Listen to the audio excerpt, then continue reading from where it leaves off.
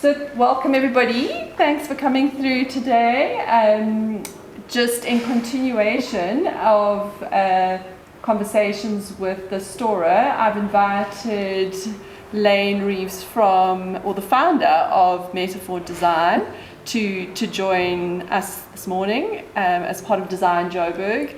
And I've known Lane for quite a few years. We were both at 44 Stanley. But I think it was really during lockdown when Lane hosted a series of Instagram live conversations and discussions with some very interesting people. I got to be interviewed by Lane, and it became very clear to me quite quickly that we had pretty similar values regarding the home, and that really the thought was that a home is an organic living entity that we kind of interact with. So I invited you here today, Lane, to actually really explore that a lot more, because I find it such a fascinating topic that we kind of live in our homes, but we don't really experience them. They seem a bit for show rather than kind of like a heartfelt entity. And I think that's where we started discussing an intuitive interior space rather than a decorated interior space.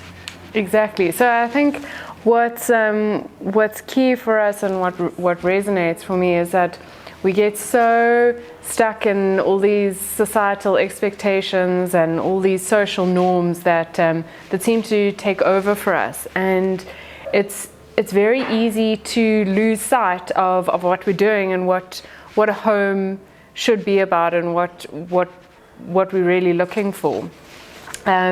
So today's conversation is really about how can we filter out all the noise and filter out everything that a home can become, and tune in with yourself and tune in with, for us as designers, really help our clients tune in with their own needs and help them create spaces that are actually going to serve them. So I think just the thought of going into the whole conversation about social media and overwhelm and work stress and all of this, palaver actually exhausts me, because it's so spoken about and everyone's, I think, just sick of hearing it all the time. But it is true that we are governed so much by everything else that's going on around us and in the rat race, and it's so easy to get caught up in that.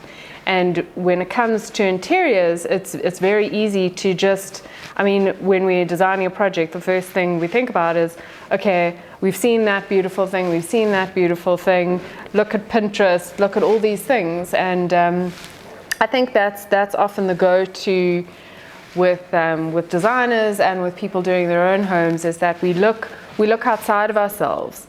So it's almost like we don't trust ourselves. We don't trust, or maybe there's so much imagery available to us that it's actually quite difficult to kind of get through all the clutter and the imagery to really a point where we say, well, this is what I stand for. Yes. That's what, for me, I often feel that a client comes with all these images, and then it's trying to often they're presenting to us through everything to really get to the crux of the matter and the overwhelmedness that the client often feels. In my own home, I don't know about yours, but in my own home I often feel like overwhelmed. I'm like, should I put that rug there? Shouldn't I put that rug there? Is it back there? Well, I also think like a home can become, because we're so caught in this web of stress and things to do, and oh my god, I haven't fixed the drain, or that light that I was meant to get 3 years ago. Sorry, because I still haven't bought that freaking light.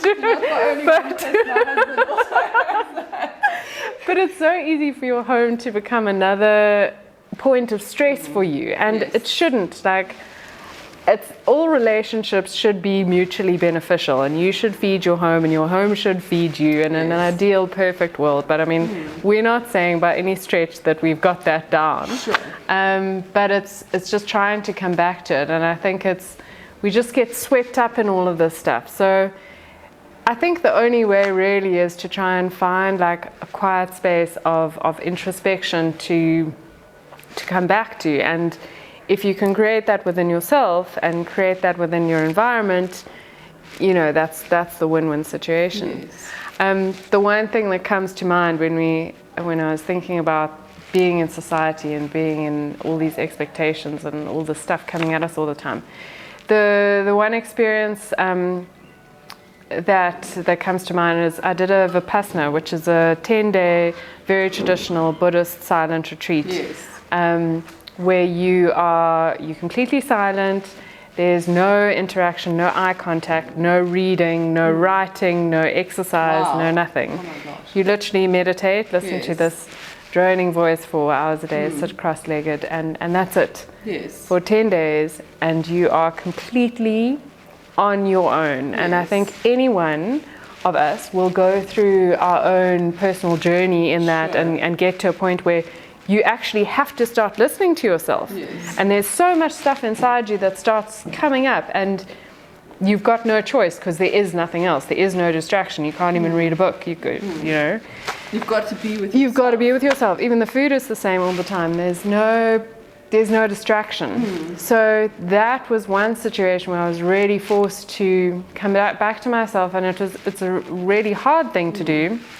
Sure. But sometimes in life, and I mean, there's so much about life that is amazing. I've got a wonderful life, I've got amazing kids, but it's hectic, it's overwhelming, and for all of us, you know, there's the good, the bad, and the ugly, and the crazy, and all very mundane. Yeah.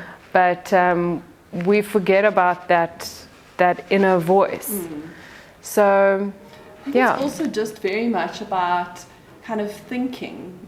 It's the thinking. I think that's what I've often seen when people come into the shop. It's like when the thinking stops, then the feeling and the senses can kind of arise. That for me is quite important, because it's all the kind of periphery information, and I think back in that kind of interior space or in your home, it's all that periphery information that you're kind of receiving that subliminally really makes it not a home. Because I think a home is really about feeling. It's really about the feeling of the family. It's about the feeling that the togetherness create within the home that gives it. And I mean, people come into certain homes and they can just feel that straight away, that there's a togetherness of the family, or there is a place where if you're kind of single or if you're a newly married couple, it's kind of that place where there's an honesty in it, and people that then are invited into that home can let down their like guard, and actually you go into that place and you feel totally relaxed. I mean, often I go into a space that beautiful and I just chaos. have just the most amazing time, because it is something about the energy of the people that own the home as well as the home itself. It just kind of draws you into that journey with that family, and when you leave you feel like your spirit's uplifted and you actually feel a bit jolly. You've got like a little like spring in your step, and I think that's what you and I are trying to kind of create in interiors. And I think it's what's important for us now is to find those clients with whom that resonates, because everyone else is also being told that we want perfect, we want everything pristine, we want clean lines, we want minimal, and yes, I value all of that, but there's also a place and for something deeper and something more imperfect. And I think there's a fine, or not a fine line, there's a big difference actually between imperfection and carelessness. So something can be imperfect, and something, I think a lot of the pieces all over your showroom are beautiful because they are imperfect, And that by no means have they not been done with a lot of care, not been made with, a lot of thought and love. So I think we've started aiming for this perfectionistic, clean, perfect, expensive, no spills lifestyle, and it's just not sustainable. It's not real. It's not human. I think to be human is kind of quite messy. If you're a busy career person and you're running in and out your house, you're not going to meticulously clean your dishes all the time. So that kind of shows that is the place you're at in your life. If you've got small children, you've got toys lying all over the show. I mean, you were saying about sometimes your interior. What was it that your handbag? So Lisa was saying how sometimes it's such a beautiful thing to do in an interior is take two things that you would never ordinarily have together. So two things that don't fit together, that don't go together. And put them together, and that creates that beautiful incongruity and synergy. And in our own lives, we all have these random things that for some reason are lumped together. For me, it was dummies and tape measures in my handbag. And for everyone, it might be, I don't know. So it's when you do open your bag and you see what's in it, and that's the stuff of your life. Where my life is. That's the journey kind of my life. So hiding it and trying to shove it under the rug, while sometimes we do that a little bit. It's not necessarily what. Squish it. Yes. But that's the beauty of it. So it's really important for us that we can, to find clients who this is meaningful to, because I think there's also this thing in interiors where, in architecture, you get these star architects. And it's all very flashy, all very hero worship. And here, walking around this expo, there are incredible showrooms here and beautiful stuff. And it's quite hard as a designer not to feel quite like, oh my God, what the hell am I doing? There's so much beautiful stuff out there. How do we compete? So it's how do we take that inspiration and not try to compete, but create our own voice. Learning of that, I think all of us go through that place where we're like, I should be, Yes. And I think it's actually to kind of turn that around and have a look at it more. I'm kind of inspired by that, that there can be such creativity, and I can tap into the creativity. There are so many different types of creativity. Exactly. And I think that's what's so appealing within the interior business at the moment, is that it feels like it's really starting to open up to have not kind of this very narrow-minded view like you were saying, but more of kind of like a larger picture of what is possible. And I think particularly with homes and also hospitality projects, I think it's important that it's not designing a home and working with a client for us is really it's a process and it's a journey. It's not like we do this and then it's finished like that. And we both said we don't ever want to be in a situation where we're doing the same thing all the time, and you are not, if you were sourcing the same product all the time, but you would lose that sense of inspiration, and the store wouldn't have the soul that it does. So it's important to recognize that journey, and I think to find clients and people to whom that resonates. Yeah. For me, it's also very much about being kind of open and vulnerable, because then I think your client is able to kind of respond to that a lot easier, because you haven't got that wall up. And that is, I think interiors architecture in itself is on a residential level, is such a personal entity that you really have to, as you say, you really tune in to your clients' requirements. And that's what excites me. That's what's so interesting. I think and rewarding as well. Yes, exactly. You can only really serve someone when you've listened to them. Yes. So I think that. So I think I've heard so many clients say, "Well, I got this beautiful house, but it wasn't really what I wanted." And I think that talking about that a house, a space, also speaks to you. I mean, that's what we've spoken about for quite some time. Is that the light coming into the room almost dictates like this is the color that needs to be in the room. This is and that's intuitive. Yes, the space actually talks to you, and I think if I was to say it to many people, they'd be like, "What? That sounds so weird." But I think that you kind of really that's where you work from as well. Is that it's in a very intuitive kind of conversation. Well, we try. We really, really try. And I think the more that you find people who are open to that and clients who are looking for that experience, the more opportunity it brings us. So that's really what we're about and where we're trying to go and how we're trying to grow. And I do believe that there's a need for it, specifically now in everything that's happened. Everyone's had a really rough ride in the last 2 years. So I think people are hungry for something real. Yeah. So on that note, shall we? We've got some slides of images in each space. So we've spoken about the instinctual home, and it's about what a home is about and who lives in it. That's the important part. And deciding on the function for what's going to happen in each space shouldn't be something prescriptive. When you think about a dining room, you think I need a table and 10 chairs.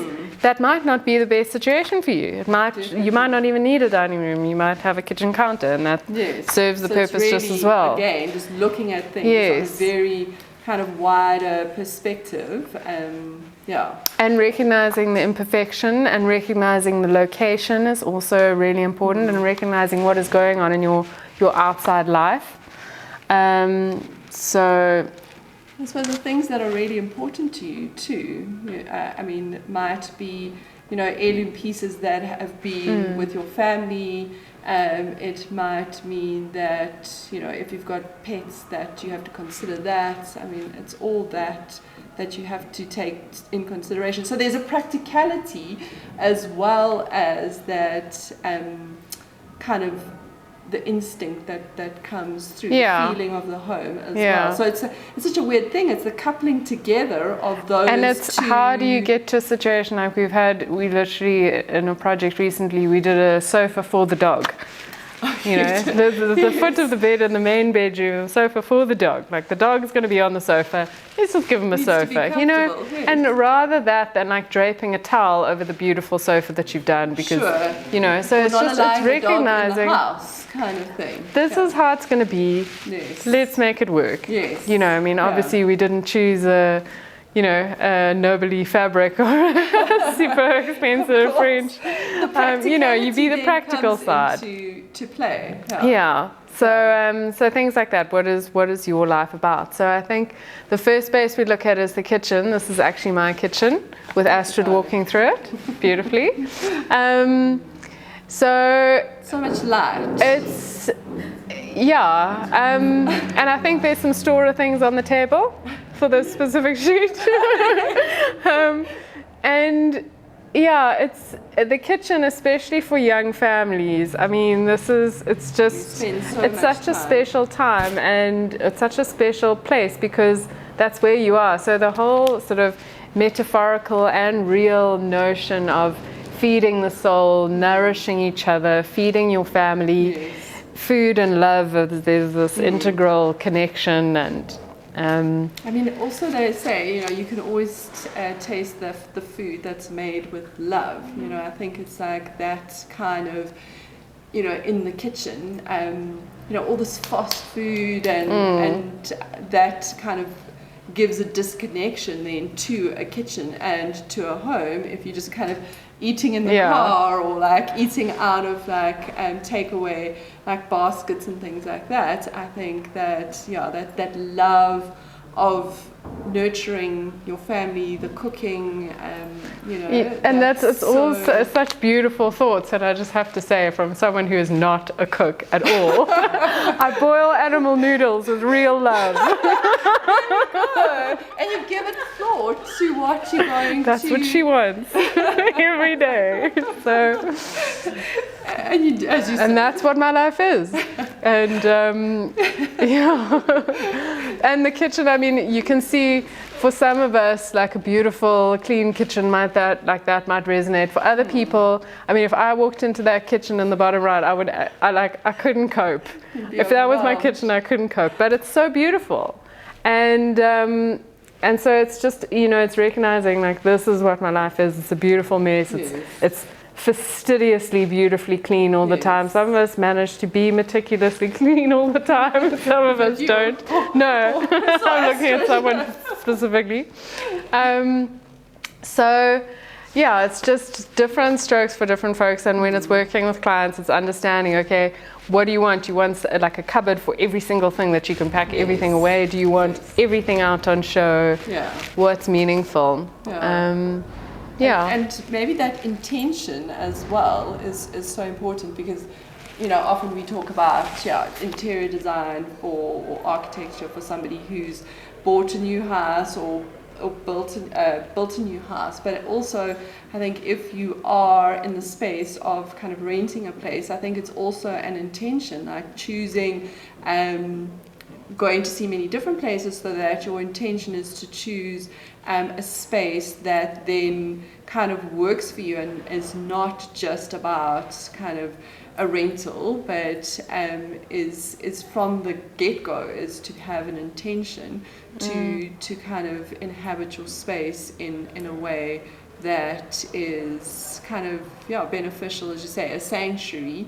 And it's not just for people who have bought a house or building a house, but I think it starts quite early on in your adult life, is to create an intention for your home, and that sets the ground then that you can just grow from, rather than kind of scrambling around when you're a young adult and then kind sets of that landing foundation in a place where now you're ready to maybe purchase your place that you really don't know where to start and how to start. I mean, I've had so many clients come when they've finally bought their, you know, sort of forever home or whatever it is after they start a home, and they've got her furniture and his furniture, all this like cheap crap that no one really likes, but they've got it.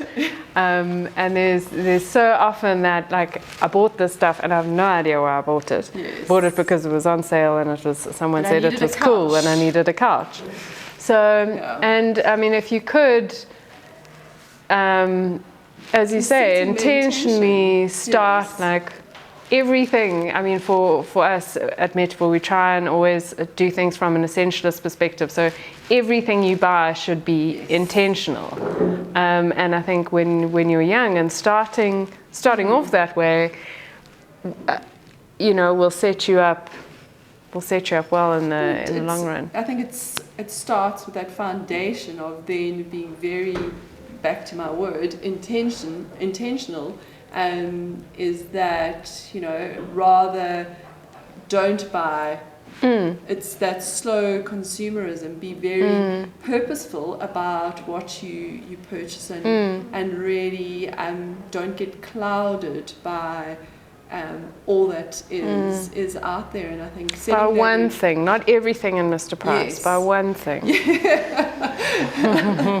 But it is that then, you know, that you can build on, or don't buy the one thing from the mass retailers, rather buy one really good piece that, even if you've got that one good piece that you can build on for the rest of your life, I think that starts that foundation. And if I could tell that to all my clients who come to me now, if they could have told themselves that 10 years ago, they wouldn't have all this stuff that now what do you do with? And then you're getting rid of it, and then that's not sustainable either.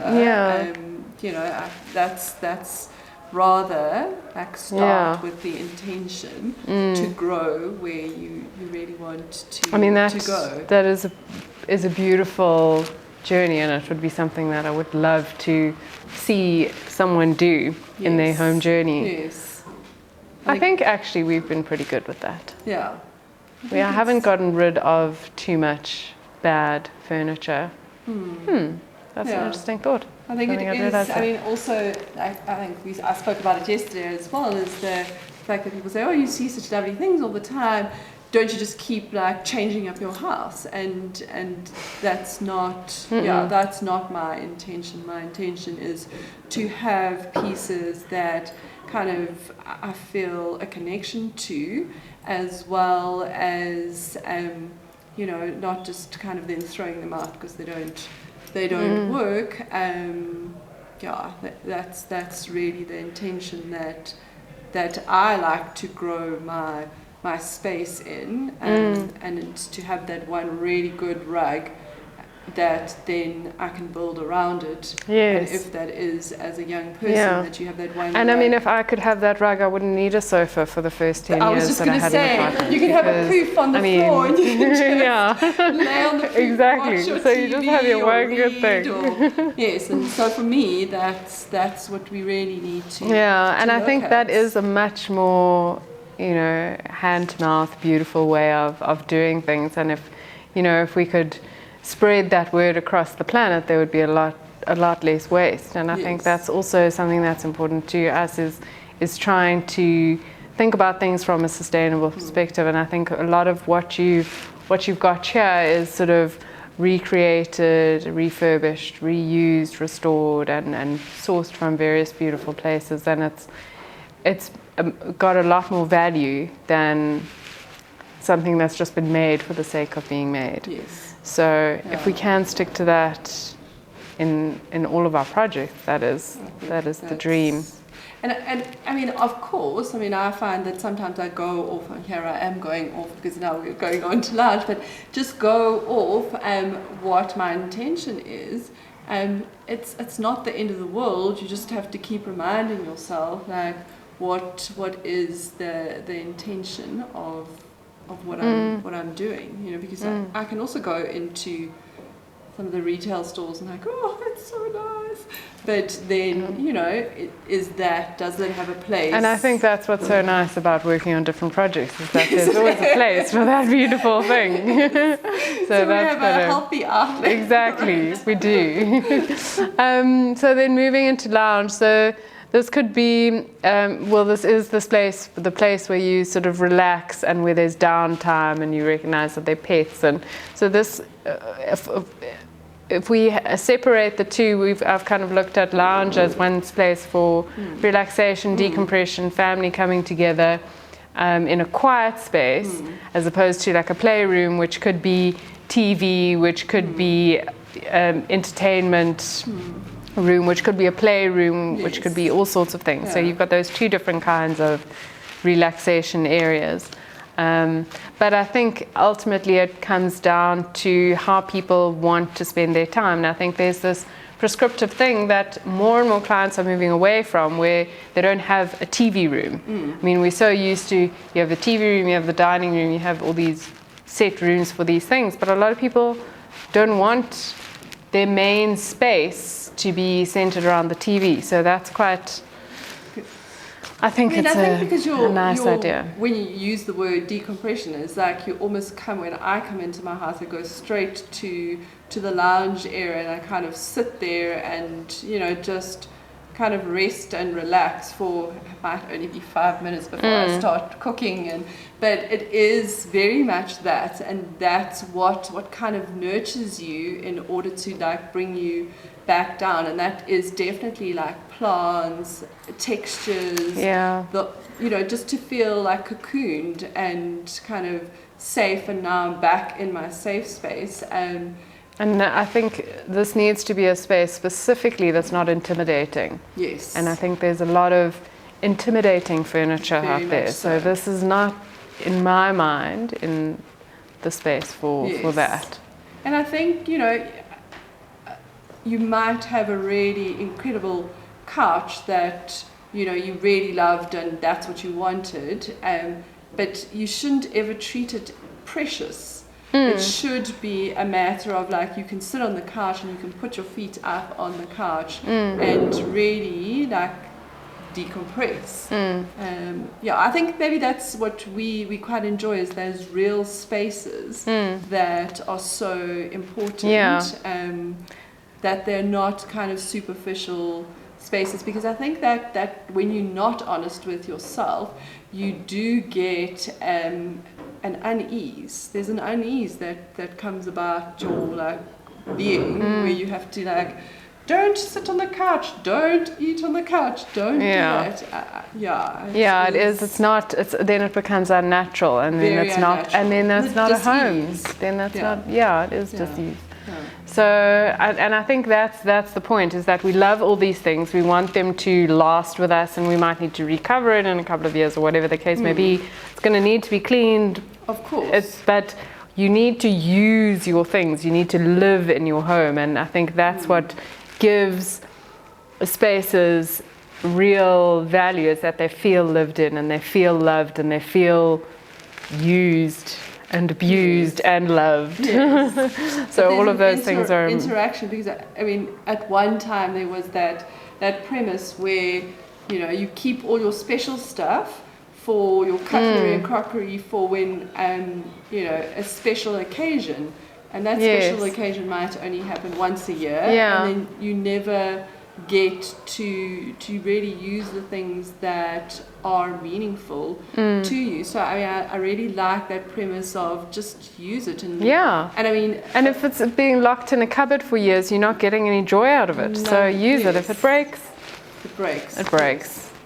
I agree with you. Probably will in my house. Especially with small children. Yes. So then the playroom, and I mean, this is such a special place, and I mean, this is actually my daughter's bedroom, but I mean, it's so sweet.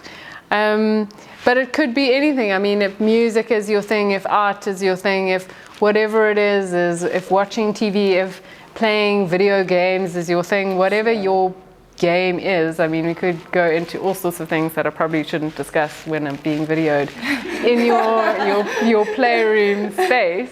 It could be anything, but I think it's important to have a space where you have fun. Yes. And I think that's something that I know I'm guilty of losing sight of, is the importance of having fun. Yes. So to have a space in your home, whether you're a child or an adult or everyone all together, to be silly and not be serious all the time. And enjoyment. It's actually just a really beautiful idea. Well, it's also quite kind of refreshing to be able to have that. I mean, I know weekends that, you know, we've spent working, the next week is really quite a difficult, tough week, whereas if you go home and you spend the time actually unwinding, laughing, eating popcorn while you're watching TV. So I think the space then, you know, you leave that space and you feel refreshed and refueled. And so I don't think a lot of homes have playrooms, but it is such an important part. I think what you said about that adults forget to have fun and forget to play is, I really think that and is I mean, the problem. It is actually a lot, and I mean, it's actually something that I'm now going to start thinking about more and trying to encourage families especially to have spaces for this kind of thing. I mean, it could be around a pool, it could be around anything, but it's... I mean, I quite like what you said the other day just about that it could even be a bar if it's in an adult adult home, just, you know, to but just, not in a very...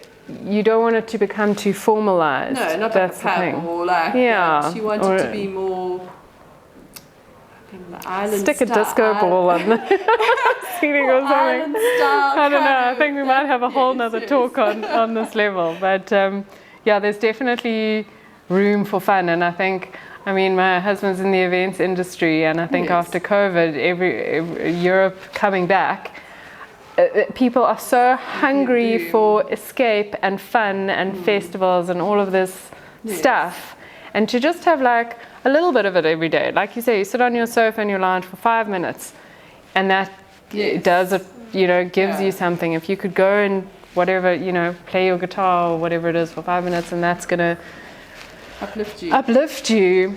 It's a beautiful thought. Yeah.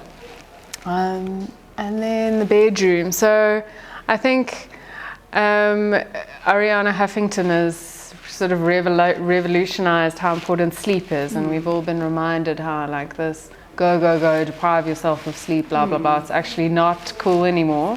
You need sleep, and sleep health is really important. So a space that encourages sleep, and there are like a million apps and weighted blankets and all sorts of things, but it doesn't actually need to be that complicated. Yes. You just have a beautiful bed, beautiful white walls if that's what you like, and but you need a beautiful space to decompress. And then also in the bedroom, obviously that's your space for intimacy, and that is something sacred, and it's in its own right. So it's almost like a very clean space that you have to have in your bedroom, not the busyness of kind of what's happening outside. For me, I think in my home and in homes that I do, it's like a very clean, simple space, with warm blankets if it's winter, or a fireplace, but it's definitely not about kind of cluttering and tons of color. And well, I think that's interesting, because for me, I would say the same thing, but I also know clients and friends who want stuff and layers of Indian blankets and 20 books on their bedside table, and that's what makes them feel like they can go to bed because they've got all their stuff around them. So I think that's, again, it's an important part of understanding what you want. And then the other thing in the sleep space for kids and for adults, there's an element of dreaming and a space to be able to let your imagination go. And yeah, I think that's quite a beautiful idea. Like that's your space to go and dream. Yes. I mean, I think that's just a beautiful idea. I suppose that also then has connotations of dreaming about like your future, dreaming about the possibilities in life.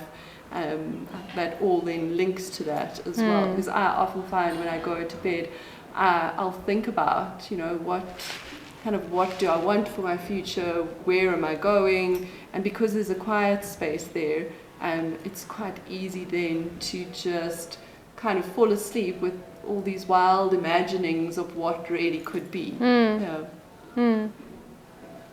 Yeah, also a romantic and beautiful idea. Yes. And then this is the last one, is the study, and I think a lot of us are familiar with this as like a work from home idea, but this is obviously much more less realistic. But I think what's interesting is like I said, in your bedroom, like for me, a beautiful, clean, white, airy, light space would be the ideal workspace. But for a lot of people, like darker colors, something that feels more like a cave that you can crawl into and isolate, and might be more conducive to doing that deep work. Thinking, yes. And I think it depends on what your work is. You know, obviously if you're an artist splattering paint everywhere, you need a bit of light, but it's about thinking like what, and it's, you know, the theory of doing deep work, is that what you're trying to do at home? Are you literally just trying to get like a couple of emails out with like, well, that's happening?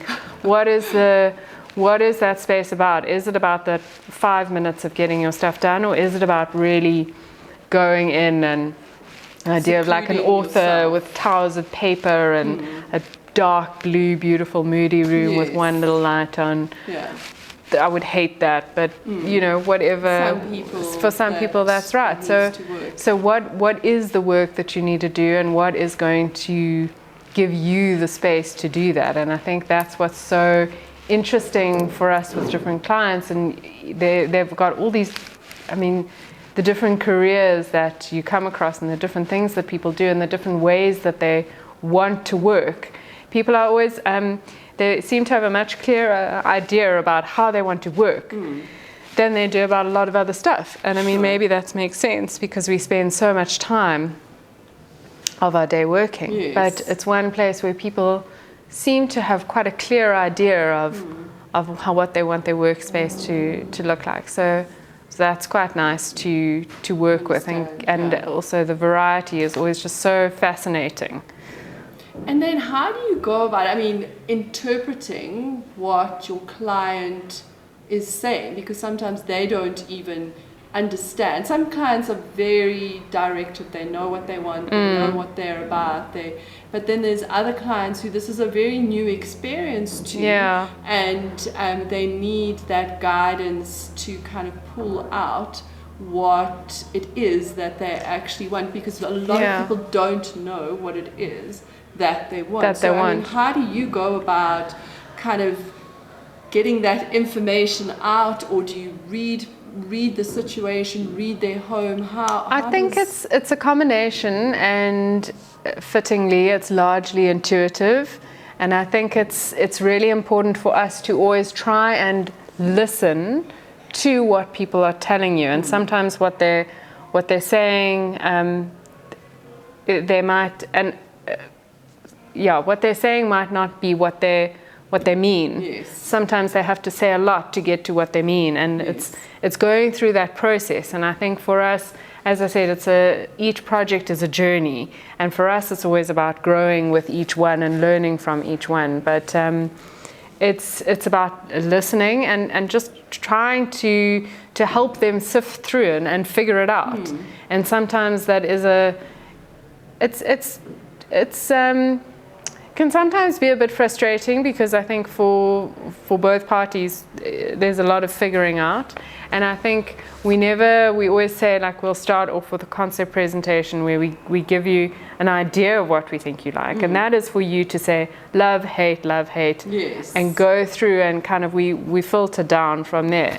And like you said at the beginning, I often have clients who will come to us with all these pictures and all this inspiration, and they will try and present to us, but there's so much disparity in what they've got. So it's often like we act like psychologists and declutterers and all this stuff, but it's about, okay, what do you like about that image? It's not everything in it, it's that little duck on the table. That's what you like. You know, and then, okay, we'll take that duck and we'll take that pink thing, and why do you like that pink thing? Yes.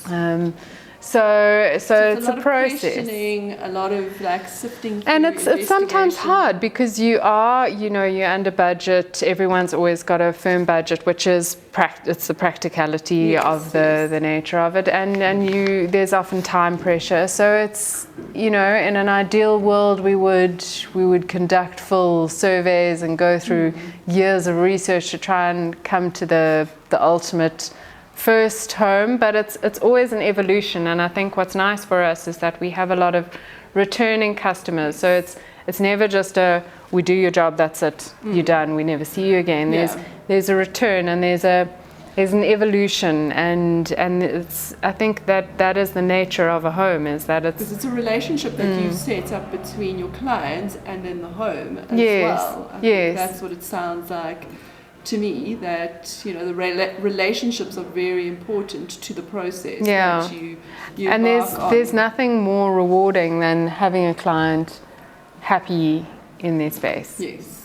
And knowing that you've helped with that, and knowing that you can improve it, because I think there's always room for change and growth, and that they're open then to come back and actually embark on a second phase, or a few years down the line, if children have been added to the home. And that's the thing, is life is always changing. Our needs are always going to change as we grow, and it's really beautiful for us to be able to do that with clients. And how your store has evolved over the years is also its own journey. Yeah, I mean, that's been a really amazing journey for us. And I think a lot of people have been quite surprised at the difference between our old shop and this shop now. But I think, isn't that the process of being able to change things up? And the key and the essence is still the same. Yeah. It's just that we've just done it in a different iteration, which I suppose that's working with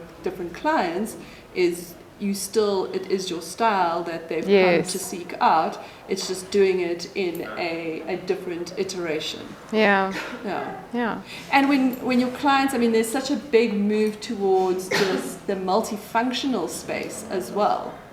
I mean, have you had a lot of that? Well, I think a lot of there's a lot of open plan homes, and the areas do kind of mush together. But I think it's important to have different areas. So I hear the multifunctional space thing, but for me, it's maybe a combination between like a dining room and a kitchen, or a lounge and an entertainment room, rather than sort of everything all together. I like the separation, even if it's just a mental and like an area. Yeah. I think it's healthy for. I think a bit of separation and boundaries are healthy. Perfect. Yeah. I don't know if there's anybody who's got anything that they'd like to bring up with Lane. I have a question. What advice would you give to a young person who's recently moved out of home, and what would be the essential things that they need to focus on? Is it the couch? Is it the bed? Even though they're probably going to move around and grow a family, but just the initial stages, what would they need to focus on for their home? I think, I mean, as you said, the fewer pieces, but better pieces. So I think the sofa, for me, is a really important one, because that is a multifunctional piece, and it is one of your sort of bigger ticket price tag items that you're probably going to buy. So I would say, don't worry about coffee tables, and even if you've got a counter at your kitchen where you can sit and eat, don't worry about a dining table. I would focus on a beautiful sofa. If you can, a beautiful carpet. Doesn't have to be an heirloom piece, but something that will last. I would start with that. And even in your bedroom, I mean, it can be really simple. You can have beautiful bed linen. Doesn't have to be very expensive, but good linen, even if it's just 1 or 2 sets rather than 5 sets of something that will fall apart, is good to have. But yeah, that's what I would say. Start with the sofa and a mattress. If that's all you can afford, that's what you start with. I think it's also just the quality of the item, rather than filling your space just with, I need a coffee table, I need a couch, I need chairs. Rather go in and shop around, look at what there is out there, and rather put a sofa in that you've maybe like saved up for a few months for, then go and buy something that that you'll throw away in 10 years' time, or even less. I mean, I think now that's what happens, and something that maybe in a small apartment you start out with a small sofa or 2 small occasion chairs. But when you move to a bigger place, those 2 occasion chairs will be part of a lounge that you can then add like a bigger sofa to. So rather than going to a new space and getting rid of everything you've got and buying all new again, is rather be very considerate about what you buy now, and then take it with you to the new space where it can find a place within that space. I mean, for me, I think that's quite important. And maybe think about your future. Think about where you want to be. Have like a dream, and see if that piece fits. If that can work in there, then I think you're good to go. I suppose also kind of neutrals as well are quite important. You can always accessorize things, but I think neutrals are quite important, because then they can fit into anywhere that you go and take it where you go. So I think that's quite important, rather than kind of a big bright like floral couch that is going to, there are pieces that we've got in here that are pretty much the same from a vintage point of view. They're the same kind of fabric, the same kind of aesthetic that has been able to carry over like the last 50-20 years, rather than kind of those big floral things that are sitting in like some some kind of thrift shop that nobody wants to kind of purchase. Yeah. Yeah. That answer your question. Good, and good luck.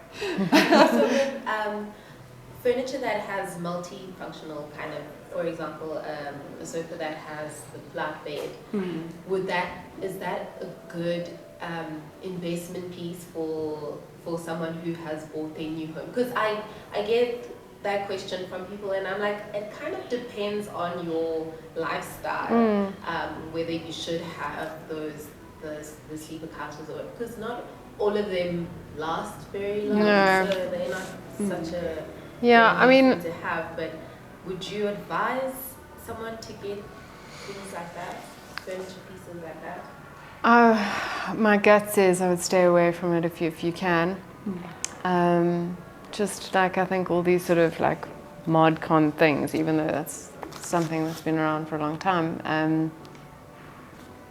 It's not my instinctual thing to go for, but I think it's, as you say, it's lifestyle dependent, and if it's going to serve your purpose, if you are going to unroll that thing and use it, pack it away every day and get the linen out and do that, then maybe that works. So I think it's really just about thinking about the practicalities of it and thinking about, are you actually going to use it?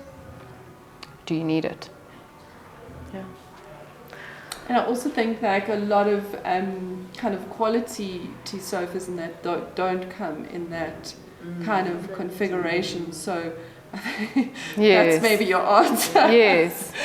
To that, you know, I think that it doesn't. Choose for comfort rather, and quality and rather longevity, and that kind of a treasured piece that you really, really love. I think it's very important to fill your space, not fill it, but put things in your space that you treasure and love.